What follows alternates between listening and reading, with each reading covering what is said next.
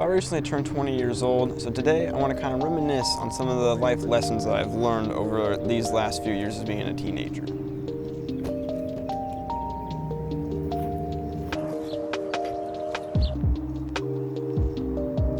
I think one of the biggest things that I've learned over the years is just learning like how to control my emotions. So rather than letting my emotions control me in a situation, I control my emotions in a situation. That way the situation will have the outcome that I think best suits that specific time. So rather than just getting sad or angry or upset or about something, heck, even like happy about some things, just right then in the moment, I kind of analyze the situation really quick and decide how I want to feel in that moment, and then let myself feel that way in that moment or not feel a way in a certain moment like that. I think also then part of that just has to do with just not caring about like things, realizing that not everything matters all the time. So like for an example, if someone is making fun of you for something that's just not true at all, like what they're making fun of you for, then you should just immediately not care about it and not let it bother you, because what they're saying is already not true, so it just doesn't matter, it's insignificant, right? But now let's say for example what they're saying is true and you decide that yeah, they're right and you don't like being that way, you don't like that quality about yourself. Well, now use that as like a wake-up call, right? And use that then to decide that now you're gonna start changing yourself, you're gonna start improving. But let's say they're making fun of you for something that is true and you like that quality about yourself. Then in that case, if you're already okay with it, and you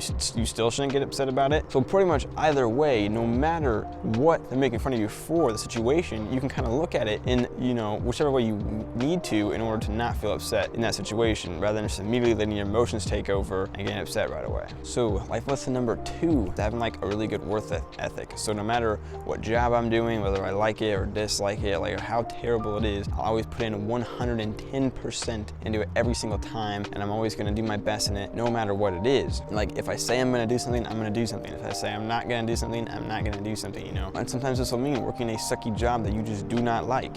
But sometimes you have to work a sucky job for a short time before you can do something you love for a long time. For an example, like right now I'm working at Walmart just to make a little extra side cash so I can invest in some of my business things, some of my other like video filming, some of that stuff, right? I'm gonna do that, for a short period of time here for the next couple of months. Am I gonna be doing that forever? Absolutely not. But sometimes I gotta work a job that I hate in order for me to be able to move on, and do something that I'm gonna love later on down the road. So the third and last main thing I wanna discuss today is kind of what I've learned about like relationships, and this goes for like friendships, like dating, marriage, maybe like a little bit. I don't know, I haven't been married before, so like can't really say a ton necessarily how that works. However, like I've observed a lot of things, so I think maybe know a little bit maybe about some of that stuff. So the main thing I kind of want to talk about, I guess, in this little bit is like more the dating aspects of things. So when you get into a relationship, in the dating world, it does take a lot of time, it takes a lot of effort, it takes a lot of money, and a lot of commitment, right? You really have to commit to that relationship. So if you don't have the resources to do that, if you don't have the time, the money, the effort, the commitment to really pursue a relationship, then you should not be in a relationship. If you're like simply just in a relationship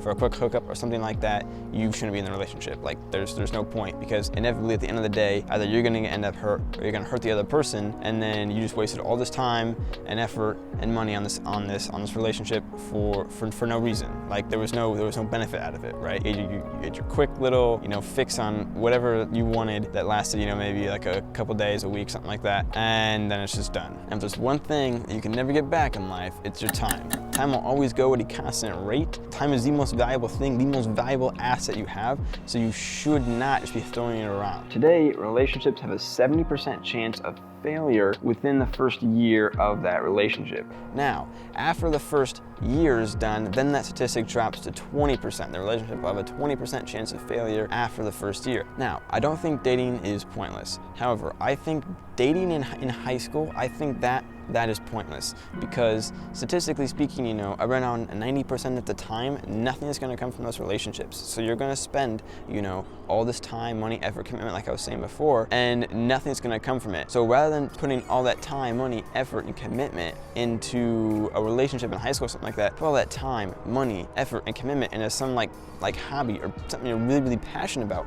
Grow a business or something like that, right? Go maybe travel around a little bit, go on some road trips, hang out with like friends, build friendships instead, because friendships in high school, there's a high chance it's going to last outside of high school, and then you're going to have these long-lasting friendships rather than spending all your time dating and then not having any relationships or like any friends outside of high school. Let's be honest with ourselves. Many people, they don't want to date somebody for a long-lasting relationship. They just want to, they like dating someone because they like the feeling of almost like the mystery of getting like to know that person for the first time, right? Or they just want to like hook up with them. They'll date somebody because they're like, oh my goodness, this person is like maybe they're like super attractive or something like that. They're like, oh, I really want to get to know this person. So then that feeling, you know, is like, it's like really heightened. But then as time progresses and they know this person more and more and more, and they hang out with this person more and more and more, that feeling slowly starts to diminish until it's like flatline or just completely gone altogether. And so then what happens is then they find someone that generates that feeling again, right? So now they don't like you anymore. So then they're going to go towards that other person and then leave you. That's just how it works, because feelings are just generated by a chemical in your brain. Once that chemical's gone, it's used up, isn't being generated anymore, that feeling's going to start going away. And you can't make people like you just in general. So not everyone's going to like you all the time, and maybe they'll like you for a short period of time and they're going to stop liking you, and there is nothing you can do to control that.